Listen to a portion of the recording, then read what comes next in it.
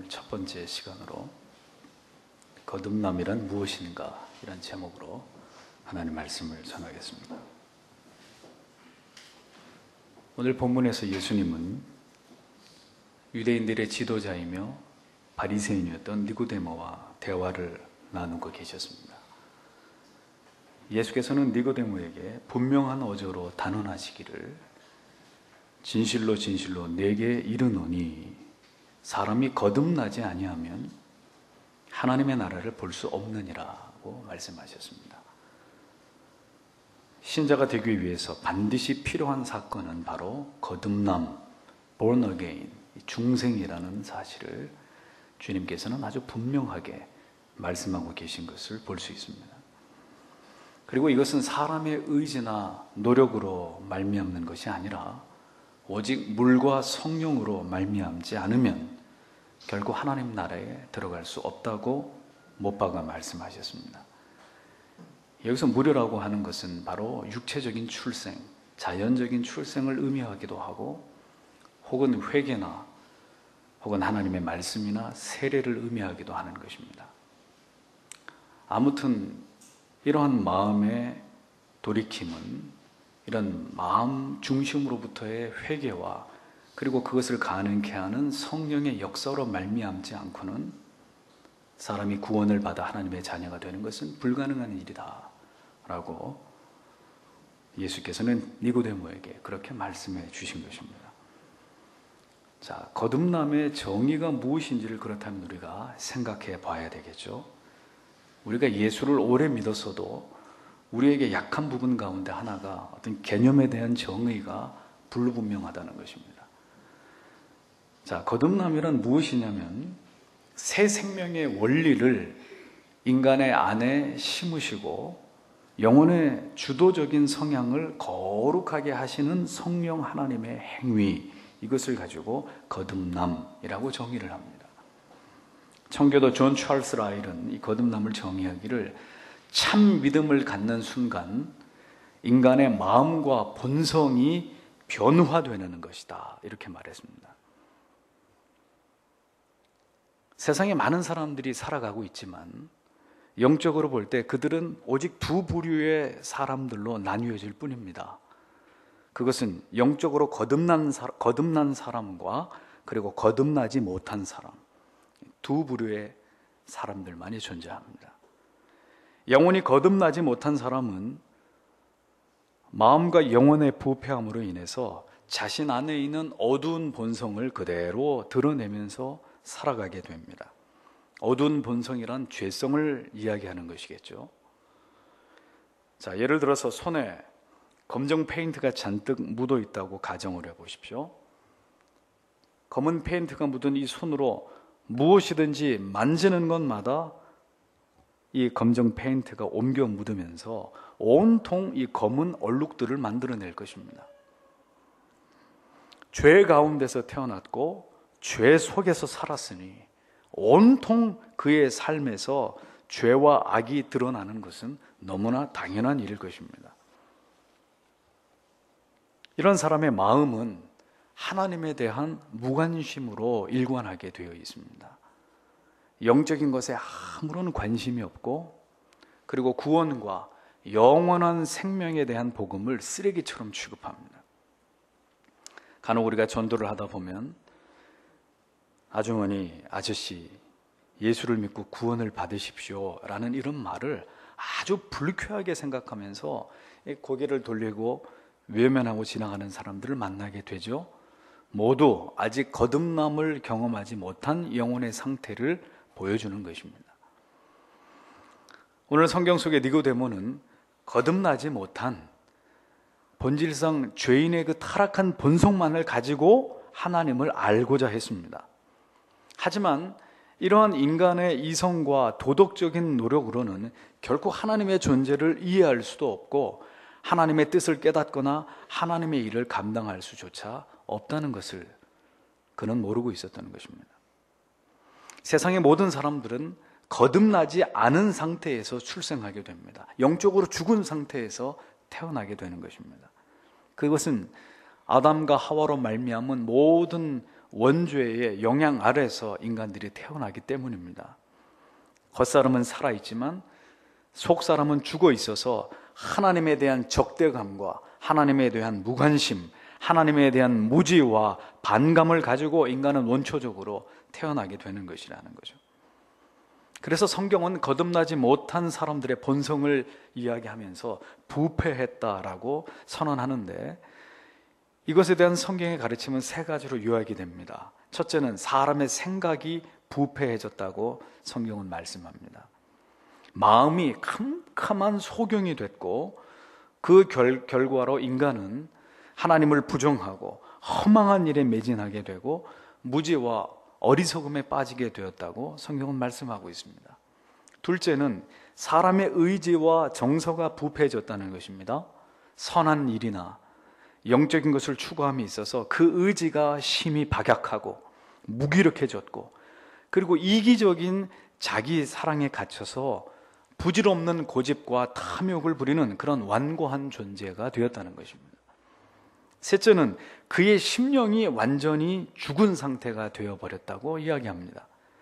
하나님을 추구하는 영혼의 기능이 완전히 죽어버렸고, 마치 여름에 썩은 생선과 같이 완전히 부패해버린 그런 상태가 되었다고 성경은 거듭나지 않은 죄 아래에 있는 인간의 상태에 대해서 그렇게 말씀하고 있는 것입니다.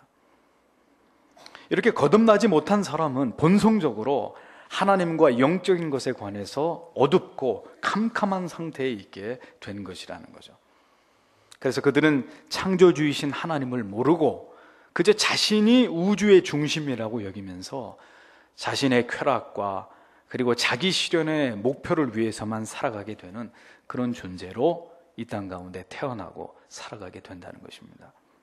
하나님의 창조의 목적을 이탈해서 이렇게 자기만을 사랑하는 존재로 자신만의 행복을 추구하면서 살아가는 그런 모든 노력들을 게을리하지 않으면서 그렇게 이 세상을 살아가는 것입니다. 성경은 그것을 가리켜서 죄라고 말씀하고 있는 것이죠. 거듭나지 못한 그런 사람들의 영혼이 어두움 속에 갇혀 있는 그런 모습들이 바로 이러한 세상에서의 삶의 모습이라는 겁니다. 영혼은 죄로 가득 차 있고, 정서는 쾌락의 노예가 되어 있고, 마음은 저속한 정욕으로 가득 차 있는 이 타락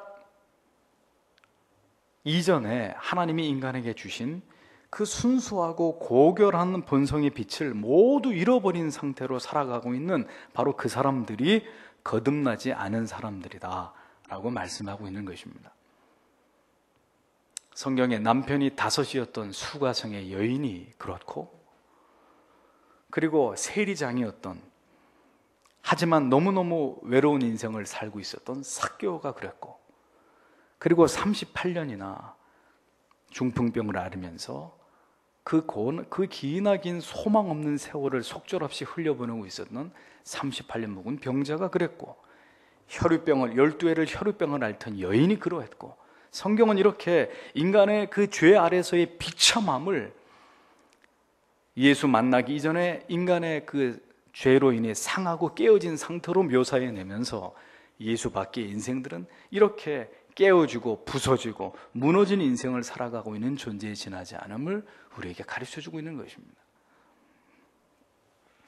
에베소서 4장 17절에서 18절에는 이런 말씀이 기록되어 있습니다. 그러므로 내가 이것을 말하며 주 안에서 증거하노니 이제부터는 이방인의 그 마음에 허망한 것으로 행함같이 행하지 말라. 그들의 총명이 어두워지고 그들 가운데 있는 무지함과 그들의 마음이 굳어짐으로 말미암아 하나님의 생명에서 떠났도다 라는 기록이 나옵니다. 사도 바울은 여기서 영혼의 기능에 대해서 3가지의 단어를 가지고 설명을 하고 있는데, 첫째는 생각이요, 둘째는 총명이요, 셋째는 마음입니다. 이 3가지가 모두 영혼의 기능인데, 이 영혼의 3가지의 기능이 모두 어두움의 영향 아래 있다고 말씀하고 있었던 것입니다. 첫째는 생각입니다. 생각이라는 단어가 이 에베소서 4장에는 기록되어 있지 않지만, 마음의 허망한 것이라는 말의 의미 속에서 그 마음의 허망함은 바로 생각에서 비롯되었음을 우리가 쉽게 유추할 수 있지 않습니까?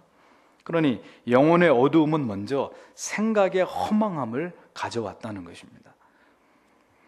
생각은 영혼의 기능 가운데 하나인데, 헛된 생각은 육체의 안일과 만족함을 추구하고 늘 허망하고 헛된 일을 도모하게 만듭니다. 허망한 생각은 늘 허무한 결과를 가져오게 되고 변화무쌍하고 또 지속성이 없고 안전성이 없습니다.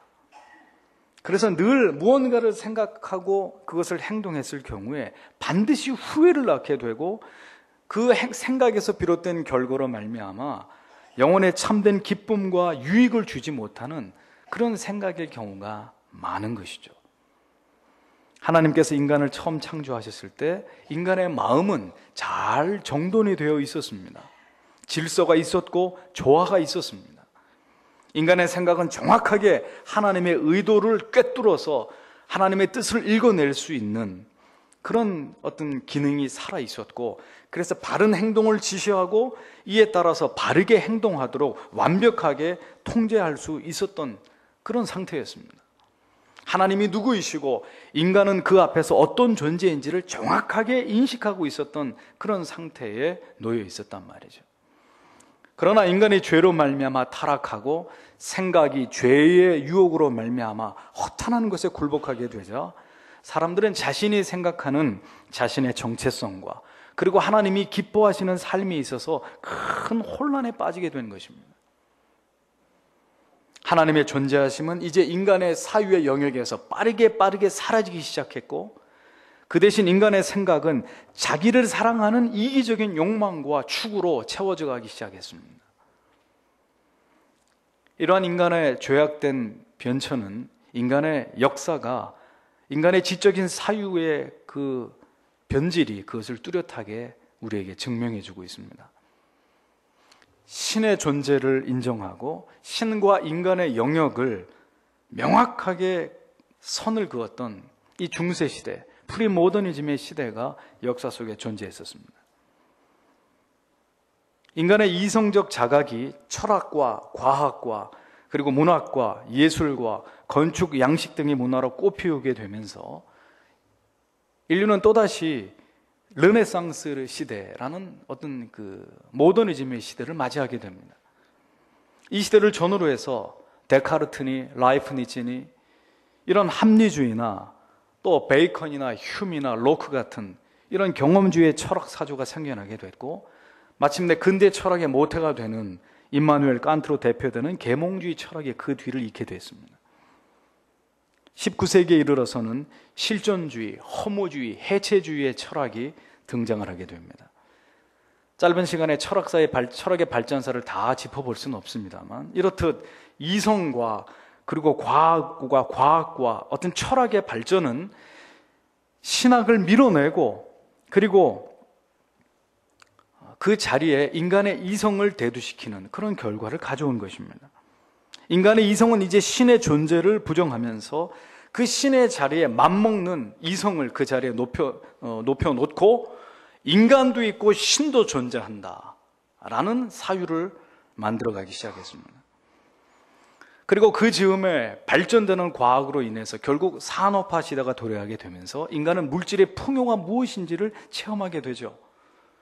그래서 인간은 그 물질의 풍요가 가져다 준 쾌락을 맛보면서 이제 타락을 부채질하는 그런 이제 인류의 문명을 만들어가기 시작합니다. 나아가서 바야흐로 지금의 이 시대는 이제 인간의 이성조차도 더 이상 중요하지 않고 오직 존재하고 있는 내 자신의 느낌과 직관만이 중요할 따름이지 그 외에는 모든 것도 중요하지 않다. 인간의 이성 따위, 시비를 가리는 인간의 이성 따위도 귀찮다는 이른바 포스트 모더니즘의 시대가 도래했고, 우리는 그 한복판을 살아가고 있다는 것을 우리는 기억해야 합니다. 절대적인 신의 존재와 진리의 가치를 저버리고 종교다원주의의 홍수 속에서 절대적인 권위와 어떤 기준이 붕괴되어 버린, 오직 인간 자신의 감정과 느낌만이 중시되는 시대. 그래서 인간 자신이 결국 새로운 바벨탑이 되어서 온갖 허망하고 허탄한 것을 추구하는 괴기스러운 시대의 한복판에 저와 여러분들이 살아가고 있다는 것입니다. 그 결과 본래의 인간의 본연의 존재에 그 하나님의 창조의 목적과는 전혀 상반된 절대적인 진리를 상실하고 인간 자신이 신이 되기를 원하는 하나님과 대립각을 이루어서 신을 부정하는 시대가 바로 우리가 살아가고 있는 이 시대가 되어버린 것입니다. 이 모든 것이 타락한 인간이 빚어낸 하나님에게서 떠난 타락한 사유의 결과물들이라는 거죠. 이렇게 인간의 생각이 어두움 가운데 있게 됐다고 성경은 말씀하고 있는 것입니다. 이어서 영혼의 기능 중에 총명에 대해서 생각을 해볼 필요가 있습니다. 인간에게서 총명이라고 하는 것은 영혼을 지도하는 능력입니다. 사물이나 상황을 식별하고 판단하는 능력을 총명이라고 이야기합니다. 이것은 인간은 이것을 학문의 연마를 통해서 부지런히 그리고 올바르게 사용함으로써 이 기능을 발전시켜 나갔습니다. 총명은 생각으로 하여금 받아들일 것과 거부할 것을 선택하도록 돕는 그런 역할을 인간의 영혼 속에서 수행해 왔습니다. 그런데 이 총명도 예수를 믿고 거듭날 경우에는 성령의 도우심을 통해서 날마다 새롭게 발전될 수 있지만 죄로 인해서 타락과 부패함 가운데 있을 때는 이 총명의 기능이 현저하게 상실될 수밖에 없는 것입니다. 그래서 인간이 연마한 지식과 능력과 상관없이 인간은 어느 순간에 죄악과 그 죄악의 유혹 앞에서 어이없이 도덕적인 일탈을 행하거나 범죄를 저지르는 그런 일들을 지금도 행하고 있는 것입니다. 여러분, 사회의 지도급에 속한 사람들이 저지르는 어이없는 실수와 그들의 범죄와 타락을 보십시오. 인간이 추구하는 총명의 결과가 죄의 유혹으로부터 그들을 안전하게 지켜내던가요? 그렇지 못하다는 것입니다.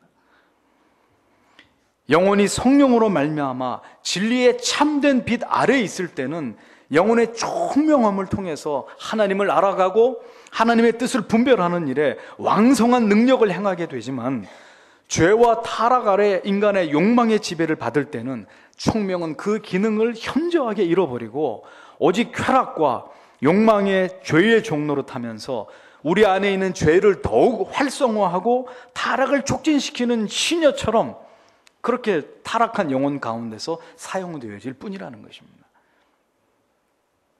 이것이 깨어진 총명의 결과라는 거죠. 다음은 영혼의 기능 중에 마음을 생각해 볼 필요가 있습니다. 마음은 실제적으로 사람이 움직이고 행동하는 본질이며 본체입니다. 그래서 인간의 마음에는 무엇이 포함되어 있습니까? 의지가 항상 포함되어 있습니다. 마음이 결국 의지를 낳는다는 것입니다. 그래서 바울은 저희 총명이 어두워지고 저희 가운데 있는 무지함과 저희 마음이 굳어짐으로 말미암아 하나님의 생명에서 떠나 있도다, 이렇게 거듭나지 않은 영혼의 상태에 대해서 이야기했습니다. 거듭나지 않은 사람의 마음은 돌처럼 굳어 있어서 진리에 대해서 극렬히 저항하고 거부하고 그리고 반항하고 그 진리에 대해서 무관심한 상태에 놓여 있게 된다는 것이죠. 거듭나지 않은 사람의 영혼은 이렇게 생각과 총명과 마음이 있어서 모든 기능들을 상실한 상태에 처해 있게 되는 것이라고 성경은 말씀하고 있는 것입니다. 자, 그렇다면 그러한 상태로부터 이 중생, 리제너레이션, 이 중생이 의미하는 것이 무엇인지를 우리가 생각해 봐야 됩니다. 이 모든 죄로 인해서 이렇게 뒤틀려버리고 파괴된 인간의 생각과 총명과 마음을 비롯한 인간의 이 전 인격을 다시 하나님께서 창조하셨을 때의 그 상태로 되돌이켜서 타락 이전의 상태로 완전한 복원은 되지 않더라도 그래도 하나님이 기대하시는 수준까지 인간이 그 타락하기 이전의 상태로 돌아가게 하시는 성령의 강권적인 역사의 시작이 바로 중생이라는 것입니다. 하나님께서는 인간을 지으실 때 계획하신 그 완벽한 조화와 아름다움, 그리고 그것을 통해서 하나님의 존재의 영광스러움을 드러낼 수 있는 상태로 하나님이 복구시키기를 위해서 하나님은 오늘도 죄인된 한 영혼 가운데 찾아오심을 통해서 그를 거듭나게 하는 역사들을, 이 생명의 놀라운 변화의 역사들을 지금도 하나님은 계속해서 수행해 나가고 계십니다. 자, 그러면 이제 거듭남이 무엇인지를 우리가 더 깊이 생각해 볼 필요가 있습니다. 먼저 거듭남이란 근본적인 변화를 뜻하는 것입니다. 거듭남을 통해서 인간의 내면에는 새로운 어떤 영적인 생명의 원리가 심겨지므로 영혼의 지배적인 성향이 근본적으로 변화되게 되는 것을 우리가 거듭남이라고 이야기합니다. 이러한 영혼의 근본적인 변화는 그의 지성과 그리고 정서와 그리고 의지로 이루어져 있는 전 인격에 영향을 미치게 되므로 거듭남 이전과 뚜렷하게 변화된 삶을 지향하며 살아가도록 선도하게 됩니다. 그래서 성령에 의해서 거듭남에 이 새로운 본성을 갖게 된 사람은 빠르게 거듭나기 이전에 살아왔던 모든 삶의 방식으로부터 총체적인 수정과 그리고 변화가 일어나게 되는 거예요. 예를 들어서 그렇게 술을 좋아하고 담배를 좋아하고 혹은 도박이나 혹은 어떤 취향이나 성격에 이르기까지도 근본적으로 변화되는, 사람이 완전히 뒤바뀌어지는 그런 일들이 일어나게 되는 것이라는 겁니다. 그렇게 좋아하던 세상의 것들이, 세상의 모든 가치들이 무가치하게 여겨지고, 그를 잘 알던 주위의 모든 사람들이 어느 날 그 사람 속에 어떤 충격적인 일이 일어났다는 것을 또렷하게 인지하게 되는 그런 일들이 거듭난 사람의 모습 속에서 나타나게 되는 것입니다. 그래서 예수를 믿고 거듭나게 되면 주위로부터 가장 많이 듣게 되는 이야기가 뭡니까? 아니, 이 사람 자네, 완전히 자네 딴 사람이 됐군. 왜 그래? 도대체 무슨 일이 일어난 거야? 이런 질문들을 많이 듣게 되는 것입니다. 사람이 완전히 딴 사람이 됐다, 이런 말들을 듣게 되는 거예요. 40년 동안 술을 좋아하던 친구가 예수 믿고 하루아침에 술을 딱 끊는 것을 보고는 그것을 본 다른 친구들까지도 예수를 믿게 되는, 이런 믿지 못할, 웃지 못할 그런 일들이 일어나게 되는 것이란 말이죠. 거듭나기 이전의 상태가 심각하면 심각할수록 거듭나고 난 다음에 주위 사람들이 보여주는 반응은 더 커질 수밖에 없는 거예요. 도대체 일어날 수 없는 일이 저 친구에게 일어났다. 사람이 근본적으로 변화되는 역사가 일어납니다. 그것이 거듭남이에요. 두 번째는, 거듭남은 즉각적인 변화입니다.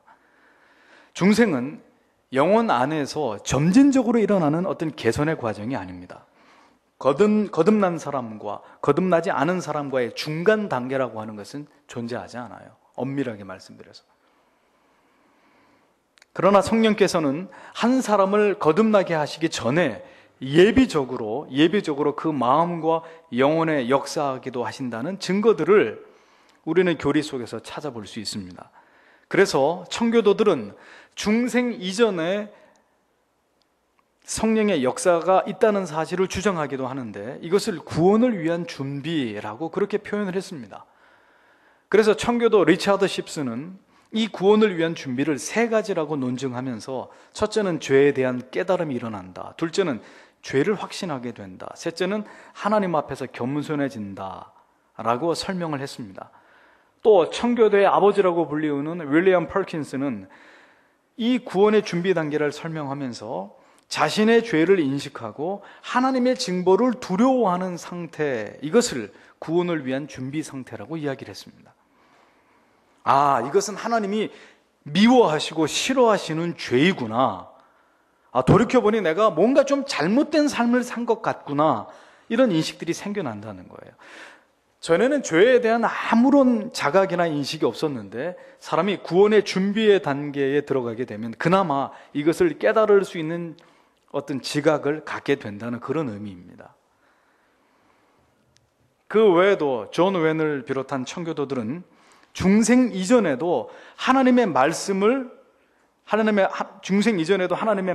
죄인들의 영혼의 역사에서 그들을 중생의 길로 인도하는 그런 역사가 일어난다고 보았는데, 이것을 세 가지로 구체적으로 존 오웬은 설명을 했습니다. 첫째는 성령의 말씀을 통한 조명하심으로 아직 구원에 이르지 않았지만 구원을 향해 다가가도록 하나님이 역사한다고 얘기하는 것이죠. 말씀을 통한 조명. 둘째는 죄에 대한 확신. 이것은 계속 여러 청교도들이 반복해서 이야기하고 있는 부분입니다. 셋째는 개혁, 이렇게 이야기했습니다. 여기서 조명은 이성적인 기능에 의해서 계시의 교리를 알고 이해하고 깨닫는 것인데, 이성의 노력에 의해서도 부분적으로 기독교가 뭘 말하는지, 기독교의 교리라고 하는 게 뭔지, 어떻게 해야 구원을 받는지, 이런 것들을 피상적으로라도 이해할 수 있다고 본 것입니다. 아직 거듭나지 않았어도 성령께서는 부분적으로나마 진리를 부분적으로 깨닫고 이해할 수 있는 능력을 아직 거듭나지 않은 그러한 영혼에게도 허락하신다는 거예요. 비록 중생하지 못했어도 성령의 조명을 통해서 어느 정도 이성이 밝아진 성도라면 말씀에 대한 깨달음과 함께 이를 통해서 마음에 극히 미약한 부분이라 할지라도 영향을 받을 수 있다고 이야기하는 거예요. 그래서 이것을 존 오웬은 도덕적 회심이다, 이렇게 얘기하는 것입니다. 진정한 영적인 회심이 있고 그 전에 준비 단계로서의 도덕적 회심이라고 이것을 표현한 것입니다. 이러한 준비 과정을 통해서 마침내 영적인 온전한 회심, 중생의 길로 접어들 수 있다고 그렇게 설명하는 것입니다. 그 다음에는 죄에 대한 확신을 통해서 중생으로 인도한다고 존 오웬은 설명을 합니다. 이건 뭐냐? 말씀을 듣는 가운데 눈을 뜨게 된다는 거예요. 자신이 죄인임을, 그리고 자신이 지금 저지르고 있는 것이 죄라는 분명한 인식을 갖게 된다는 것입니다. 그래서 양심의 가책을 느끼기도 하고, 내가 죄를 지었구나라는 것을 스스로 깨닫기도 하는 것이죠. 이것은 하나님이 기뻐하는 게 아니겠지 하는 이러한 추측도 할 수 있다는 것입니다. 그러나 그로 인해서 바로 그 다음에 구원의 단계인 총체적이고 강력한 회심이 일어나는 것은 아직 아니라고 보았습니다. 그 다음에 세 번째는 개혁인데, 거듭나지 않았어도 가끔 삶의 부분적이고 간헐적인 개혁이 일어나기도 한다고 그렇게 존 오웬은 설명을 합니다. 때로는 문득 기도하고 싶은 마음이 생기기도 하고, 문득 갑자기 성경을 읽고 싶은 마음이 들기도 한다는 것이죠. 늘 빠지던 예배를 내가 다시 교회를 나가야지 하고 마음을 먹고 다시 교회에 나가는 일도 일어나고, 그러는 가운데 직분을 받기도 하고 봉사를 하기조차도 할 수 있다고 얘기하는 것입니다.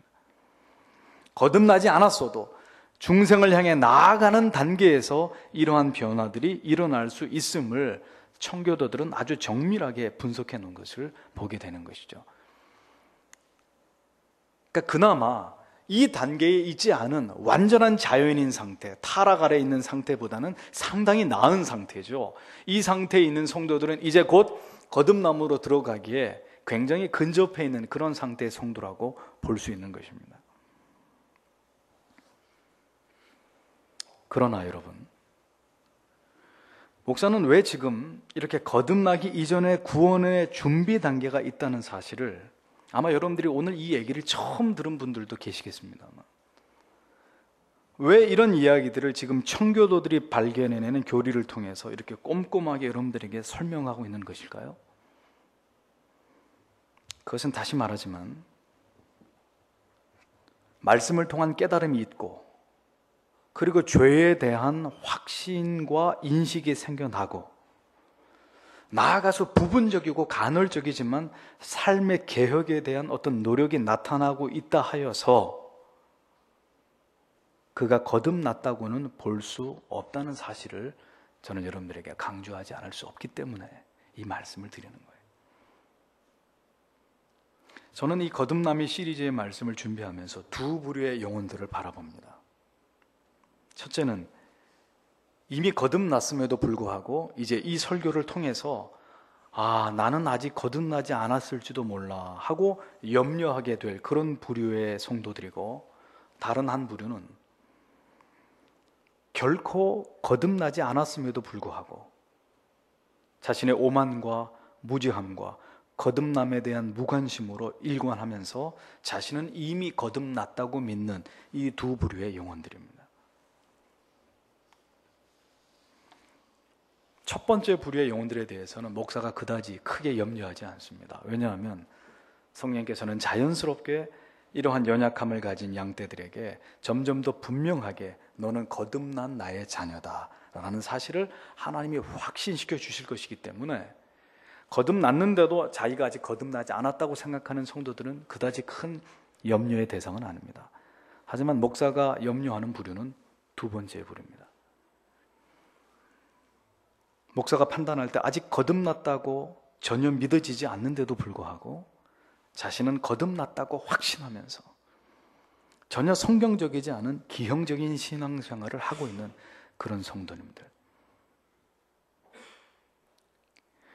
저는 성령께서 이번 기회를 통해서 그러한 분들의 영혼을 흔들어 깨워주셔서 그들이 지금껏 무지함 속에서 거듭나지 않은 채로 자신이 지금 얼마나 위태롭고 불안한 가운데 살아왔는지를 소스라치게 깨닫는 그런 은혜가 그런 분들에게 있게 되기를 기도합니다.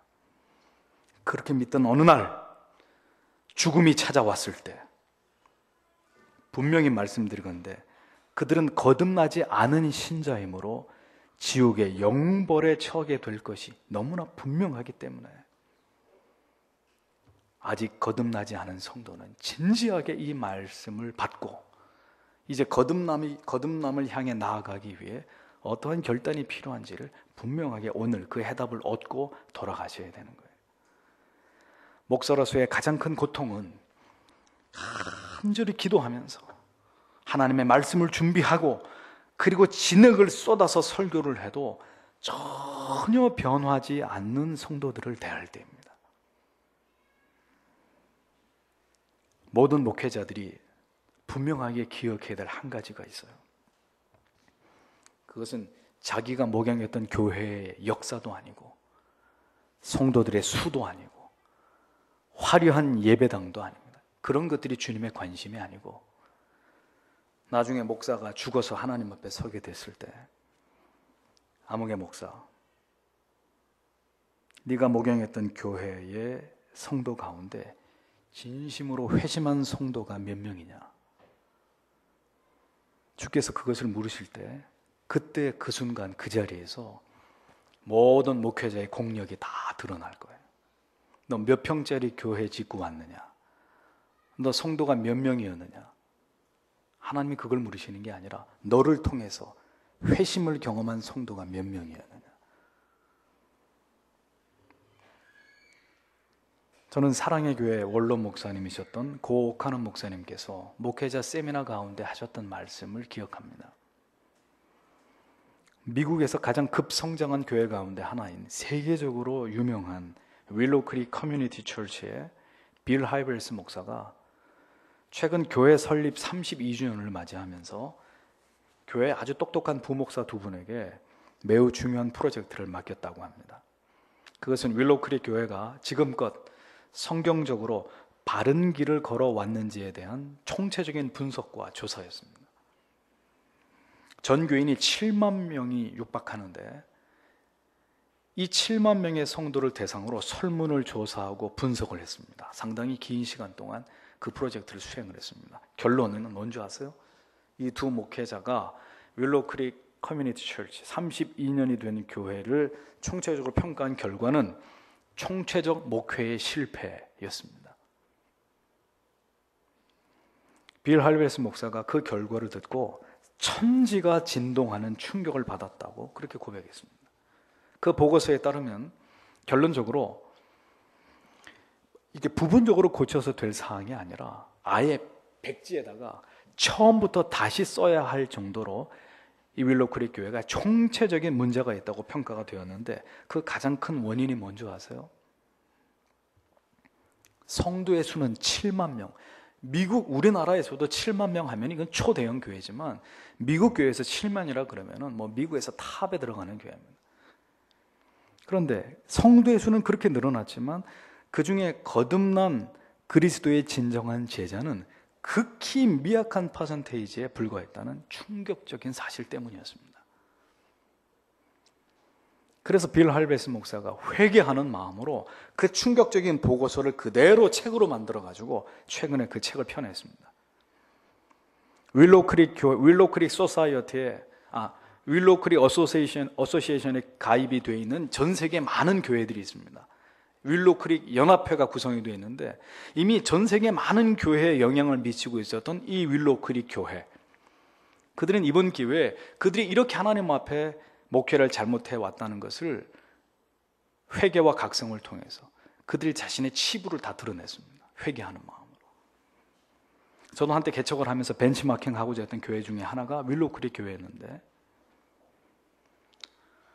결국은 교회는 더 많은 사람을 불러 모으는 외적인 성장이 중요한 것이 아니라 불러 모아서 그들을 거듭난 하나님의 자녀로 삼아서 하나님의 영광을 위한 거룩한 신자의 삶을 살아가게 하는 것이 교회됨의 목적이라는 것을 분명하게 붙들어야 된다는 그 진리를 우리는 이 좋은 예를 통해 다시 한번 깨닫게 되는 것입니다.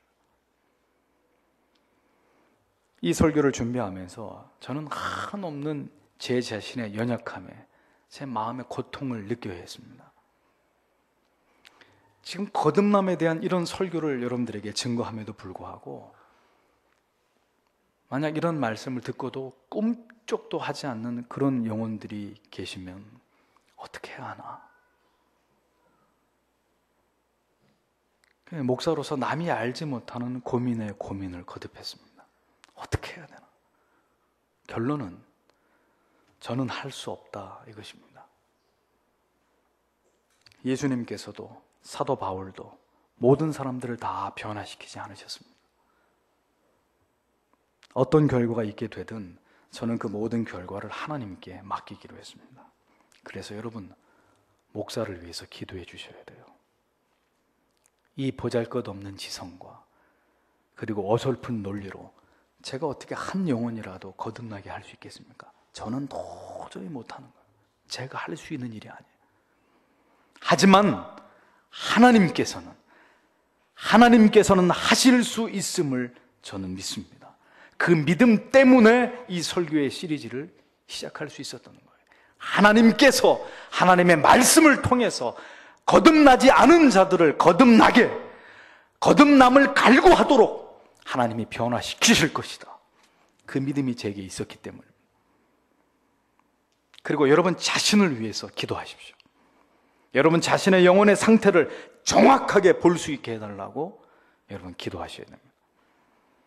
목사와 그리고 아직 거듭나지 않은 주의 사랑하는 자녀들 모두에게 하나님의 풍성하신 우리를 거듭나게 하시는 그런 은혜가 임하시기를 여러분들이 이 시리즈의 설교가 계속되는 내내 하나님 앞에 기도하셔야 됩니다. 중생의 특징 마지막으로 근본적 변화 또 즉각적 변화, 셋째는 중생은 잠재의식 속에서 일어나는 변화입니다. 거듭남이 언제 일어났는지 우리는 정확하게 알 수 없습니다. 거듭남은 인간의 지각을 초월해서 일어나는 성령의 은밀한 역사이기 때문에 이 언제 거듭남이 일어난지 알 수 없어요. 따라서 거듭난 날짜를 기억하고 있지는 못하더라도 거듭남의 결과가 삶 속에 반영되고 있음을 볼 때 우리는 우리 자신이 혹은 누군가가 아하, 저분이 거듭나셨구나, 아, 나는 거듭난 하나님의 자녀구나 하는 것을 깨달을 수 있는 것입니다. 다만 이 거듭남과 회심이 함께 일어나는 경우가 있을 수 있습니다. 자, 기독교 칠용리를 공부하신 분들은 구원의 서정의 단계를 기억하실 겁니다. 부르심, 그 다음에 뭐예요? 중생, 그 다음에 회심, 그 다음에 신앙 아닙니까? 그 신앙을 갖기 전에 이 세 단계가 있는데 부르심은 놔두고라도 중생과 회심이, 중생 그 다음에 회심, 순차적으로 볼 땐 이렇게 일어나는 것이 맞는데 중생과 회심이 이렇게 함께 같이 일어나는 경우가 있을 수 있어요. 이때 경험하게 되는 영혼의 큰 변화는 이거는 회심의 사건에 대한 기억일 따름이지 회심에 대한 사건은 분명하게 기억되기 때문에 회심의 사건은 언제 내가 회심하는지를 이해할 수 있으나 중생과 회심이 같이 일어나면서 그것이 중생이라고 생각되는 것은 넌센스라는 겁니다. 그래서 회심의 사건에 대한 기억이지 이게 거듭남에 수반되는 체험이라고 이해해서는 안 된다는 거예요. 그래서 조나단 에드워즈는 부흥이 일어날 때 강력한 회심을 통해서 영혼의 변화가 일어나지만 그것은 진정으로 중생한 사람인지를 확인하기 위해서는 그가 세례를 받기까지 1년의 시간을 두고 그 사람이 정말 거듭난 사람인지에 대한 여부를 판정하는 검증의 시간을 가져야 된다는 것을 그의 논문에서 밝히고 있습니다. 자, 부흥이 일어나면 사람들이 폭발적인 회개의 역사가 일어나거든요. 그럼 그런 엄청난 감정을 수반한 결과로 막 회심이 일어나는데, 그럼 그렇게 일어나는 회심이 중생을 말하는 것이냐 하면 그게 아닐 수도 있다는 거예요. 그래서 그런 폭풍과도 같은 부흥의 시기가 지나가고 난 다음에 그 성도를 1년 동안 가만히 지켜보는 거죠. 그랬을 때 그 사람의 회심이 진정한 중생을 동반하는 회심이라고 믿어 의심치 않을 수 있는 삶의 뚜렷한 변화의 징후가 나타나면 그 사람은 세례로 주는 것이고, 강력한 회심이 분명히 일어나가지고 자기의 죄를 통회하는 그런 모습이 있었는데 그것은 잠깐 뿐이고 다시 옛날의 삶으로 빠르게 돌아가서 거듭나기 이전의 삶의 그런 어떤 삶을 살아가고 있다면 그 사람은 거듭난 사람이 아니라고 봐야 옳다고 그렇게 주장하는 것입니다. 거듭남은 이렇게 성령으로 말미암는 변화예요. 한마디로 인간 전체에 대한 성령 하나님의 재창조라고 볼 수 있습니다. 한 인간, 전인격 전체에서 일어나는 성령 하나님의 재창조. 그래서 그리스도 안에서 거듭난 사람을 바울은 뭐라고 표현합니까? 새로운 피조물이라고 부르잖아요. 고린도후서 5장 17절에 그런즉 누구든지 그리스도 안에 있으면 새로운 피조물이라, 이전 것은 지나갔으니 보라 새 것이 되었도다 라고 말씀하고 있습니다. 인간은 거듭나지 않고는 하나님께서 자신을 이 세상에 보내신 그 창조의 목적을 따라 살 수 없습니다. 아직 거듭나지 않은 사람은 가기는 가고 있는데 어디를 향해 가고 있는지를 모르고 가고 있는 자동차와 같은 거예요. 그러니 무서운 일은 뭐냐면 기독교라고 하는 종교에 익숙해지고 길들여져 가고 있는 것입니다. 아직 거듭나지 않았는데 중생을 경험하면서 완전히 새로움을, 그리스도 안에서 새로운 피조물 된 그런 자기를 아직 검증하지도 않았는데 꾸역꾸역 열심히 우리는 교회를 다니고 있어요. 이게 두려운 일이라는 것입니다. 기독교라는 종교에 길들여져 가고 있는 거죠. 익숙해져 가고 있는 거예요.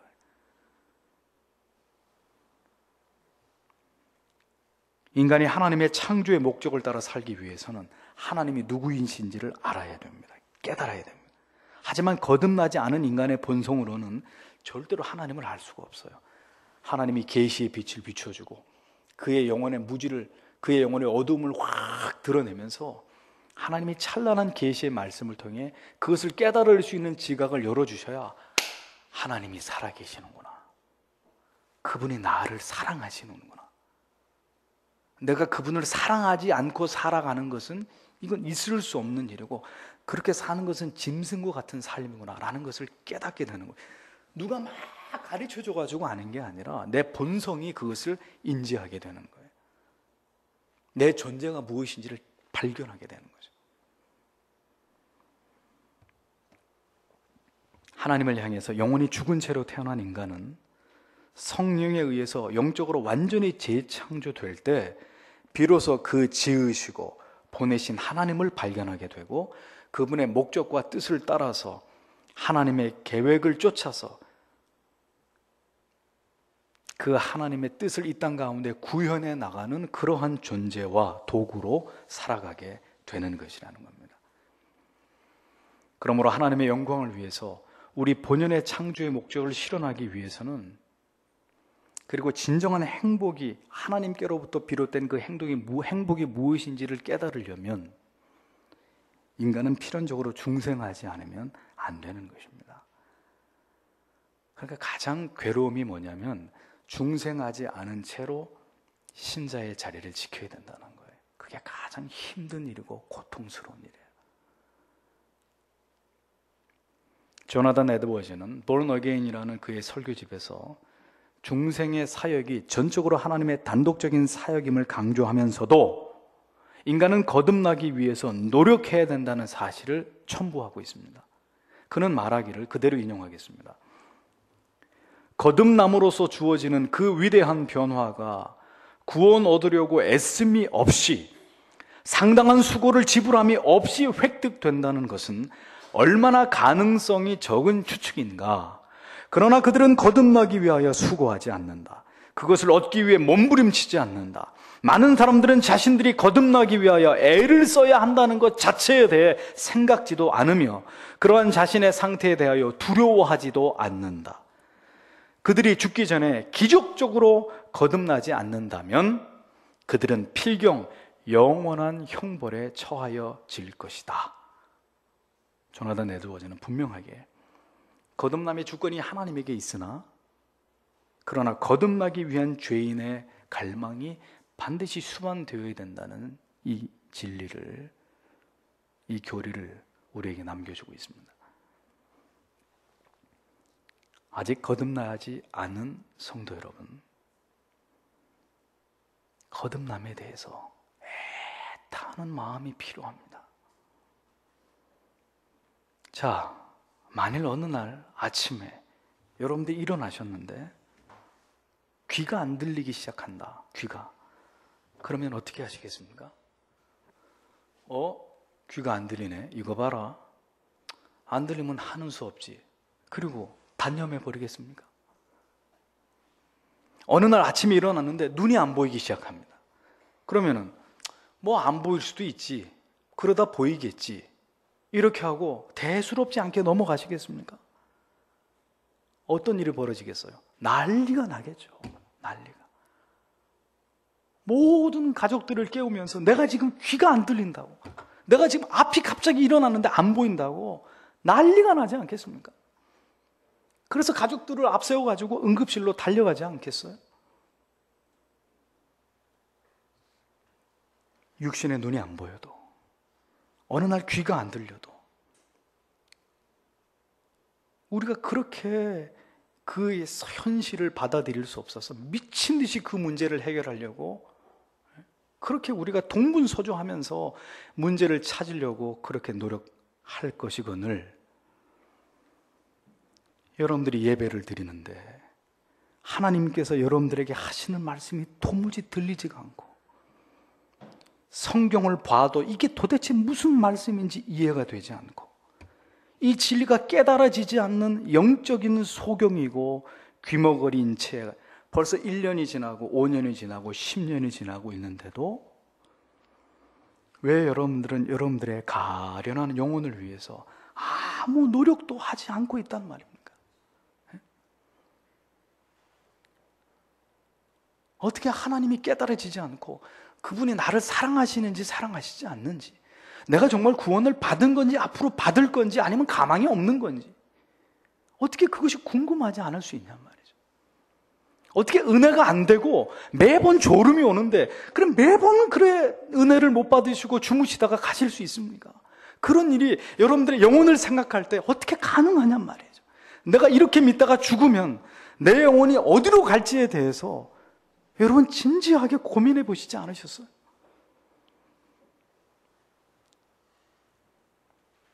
왜 더 간절하고 안타까운 마음으로 하나님 보기 원합니다. 보기 원합니다. 하나님 듣기 원합니다. 듣기 원합니다. 당신을 만나기를 원합니다. 하나님 더 이상 이렇게 예배당 뜰만 밟으면서 왔다 갔다 하는 이런 시기추와 같은 그런 인생 하나님 여기서 끝장내겠습니다. 하나님 나를 만나 주시든지 나를 데리고 가시든지.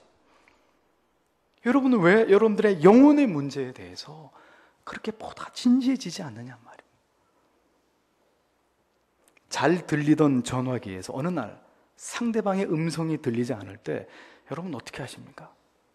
그냥 포기하고 다시 소리 들릴 때까지 1시간이든 2시간은 전화기 그냥 붙들고만 계십니까? 아니잖아요. 내 말 안 들립니까? 내 얘기 안 들려요? 하고 자꾸 소리를 질러보고 이렇게 두드려 보기도 하고 결국 안 되면은 AS 센터에 맡겨서 수리를 의뢰할 것 아니겠습니까? 뭐가 잘못됐냐고 물어보고 선생님 바꿔야 되겠습니다. 그러면 버리고 새로운 전화기로도 살려고 마음 먹지 않겠어요? 안 들리는 전화기를 위해서도 우리가 그렇게 노력을 하는데 고쳐보려고. 오랜 세월 동안 벌써 하나님 앞에 기도하고 있는데 어떤 제목을 두고 기도하고 있는데 하나님이 묵묵무답이다. 그런데도 불구하고 왜 여러분들은 그 이상의 노력을 하지 않고 그냥 포기해 버리려고 하시냔 말입니다. 구하고 찾고 두드려야죠. 더 간절하게, 더 열렬하게 들어주시기를 더 소원하면서 마침내 응답을 받고야만은, 하나님을 만나고야만은 하나님이 살아계시는구나, 나는 그분의 사랑하는 자녀가 틀림없구나, 그것을 깨닫고 체험하는 신자가 되어야 하지 않겠습니까? 그 간절함으로 하나님 앞에 나와 있는 여러분, 저 세상 사람들은 해당 사항이 없지만 하나님 앞에 나와 있는 여러분, 자신의 거듭남을, 자신의 회심을, 그리고 성령의 충만함을 하나님께로부터 얻어내고야 말아야 되지 않겠냐 이거죠. 문제는 무엇일까요? 우리에게는 그 같은 믿음과 간절함이 없기 때문이라는 겁니다. 자신의 영혼에 대한 절박함과 진지함이 우리 안에 많이 부족하기 때문이라는 거예요. 저는 교회 안에도 크게 두 부류의 신자들이 있다고 믿습니다. 앞에서는 이 세상에 두 부류의 신자가 있다고 말씀드렸어요. 이제 교회 안에도 두 부류의 신자가 있습니다. 인정하고 싶지 않더라도 인정하시고 들으셔야 돼요. 신앙을 고백하고 그리스도인임을 자처하더라도 신자라는 이름과 신앙의 형식만 갖추고 있는 신자가 있고, 그리고 신앙과 삶이 일치되기 위해 최선의 노력을 다하고 있는 신자가 있습니다. 예배는 그저 형식적이고 습관적으로 참여하면서 도무지 하나님의 말씀에 대한 심오한 깨달음과는 거리가 멀리 떨어져 있는 성도가 있고, 예배를 통해서 진리의 말씀에 귀를 기울이고 하나님의 임재와 은혜 베푸심을 간절히 사모하면서 그것을 체험해내고 있는 그런 신자가 있단 말입니다. 삶 속에서 신자됨의 경건의 모습과 정직과 그리고 절제와 그리고 선행이 전혀 나타나지 않는 성도가 있는가 하면, 언제나 삶의 현장에서 그리스도를 닮아가기 위해서 분연히 노력하고 성령의 열매를 맺어가기를 갈망하는 성도가 있단 말입니다.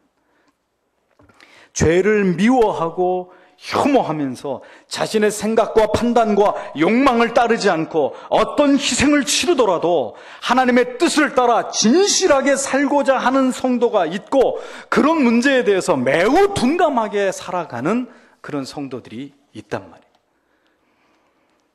성경의 진리의 말씀을 따라 순종하고 희생하면서 자기를 부인하면서 좁은 문과 좁은 길로 가는 신자가 있고, 하나님의 말씀에 대해서 불신하고 불순종하면서 여전히 자신이 선택한 넓은 길로만 가기를 고집하는 성도가 있단 말입니다. 영적인 것에 대해서는 아무런 관심도 없으면서 세상 살아가는 일, 연예인들의 사생활, 새로 나온 신제품, 값비싼 명품, 넓은 평수의 주택, 올라가는 주식이나 펀드, 이런 재테크, 이런 것들에 대해서 모든 신경을 다 쏟아붓고 있는, 아직도 세상에 많은 미련을 품고 있는 그런 성도님들이 계신단 말이에요. 이 모두가 그가 바로 거듭난 신자인지 아직 거듭나지 않은 신자인지를 보여주는, 때로는 분명한, 때로는 미세한 차이가 되는 것입니다.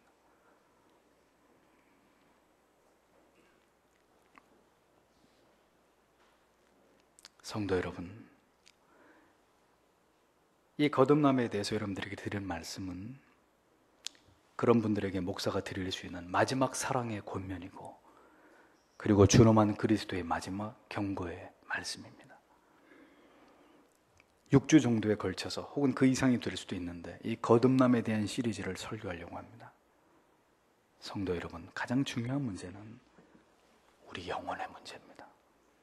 우리 영혼의 문제, 죽음 이후에 우리의 구원의 문제입니다.